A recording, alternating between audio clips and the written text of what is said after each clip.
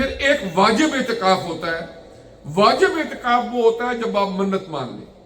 اگر کوئی بندہ یہ منت مانتا ہے کہ اگر میرا فلاں کام ہو گیا تو میں اتنے دن اعتکاف کروں گا مسجد میں، 1 دن کروں گا، 2 دن کروں گا، 3 دن کروں گا، تو جب واجب اعتکاف کی نیت کی جائے تو پھر 7 روزہ بھی رکھے. روزہ رکھ کے واجب اعتکاف کرے گا. اگر کوئی اللہ کی بارگاہ میں وہ التجا کرتا ہے اور اللہ تعالیٰ سے ایک وعدہ کر لیتا ہے کہ اللہ پاک میرا یہ کام ہو جائے تو میں 3 دن کا اعتکاف کروں گا، 3 روزے بھی رکھے گا، 3 دن کا وہ اعتکاف کرے گا.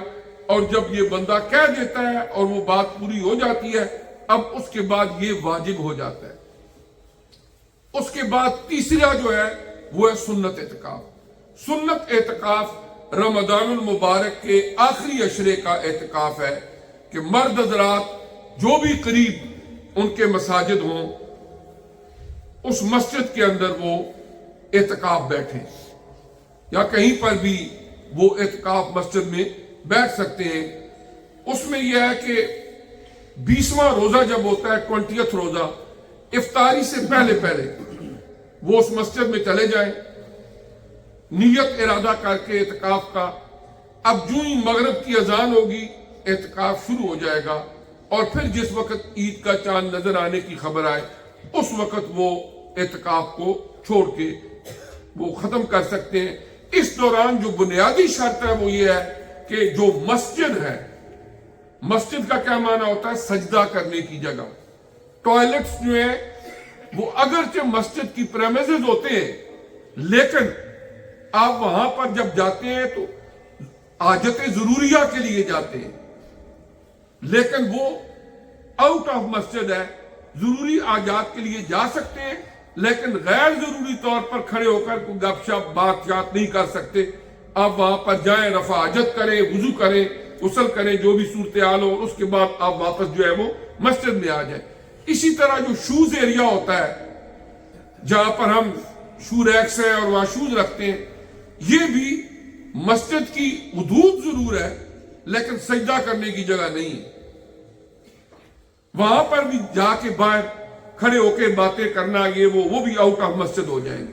اور اگر بندہ بلا ضرورت مسجد سے باہر معتکف چلا جاتا ہے تو اس کا سنت اعتکاف ٹوٹ جائے گا اور وہ نفلی اعتکاف رہ جائے گا. کچھ چیزیں ایسی ہیں طبعی اور شرعی کہ جن کے اندر مسجد سے باہر جایا جا سکتا ہے. مثلا ایک مسجد میں اعتکاف ایک بندہ بیٹھا ہے، محلے کی مسجد ہے، وہاں جمعہ نہیں ہوتا. قریب ترین جس مسجد میں جمعہ ہوتا ہے، جمعے والے دن وہاں سے تیار ہو کے وہ چلا جائے، وہاں جمعہ ادا کرے. جمعہ کی نماز جب ادا ہو جائے اس کے بعد فوراً واپس اپنی مسجد میں آ جائے، اس کی اجازت ہے. یا دوسری صورت جو ہے وہ طبعی ہے، فزیکل ہے. مثال کے طور پر دیہاتی علاقے، کچھ دیہاتوں کے اندر مثلا ٹوائلٹس کا ارینج نہیں ہے. لوگوں کو رفع حاجت کے لیے جس طرح پہلے کسی وقت میں تھا، ہو سکتا ہے کچھ علاقوں میں ابھی بھی ہو کہ اندر ٹوائلٹ کی سہولت موجود نہیں ہے، دور جانا پڑتا ہے. تو جہاں پر بھی ہو وہ باہر جا سکتے ہیں، اپنی ضرورت پوری کر کے رفع حاجت کے بعد وہ آ سکتے ہیں. یہ طبعی ضرورت ہے. لیکن اس کے علاوہ مسجد کی حدود سے باہر نہیں جانا.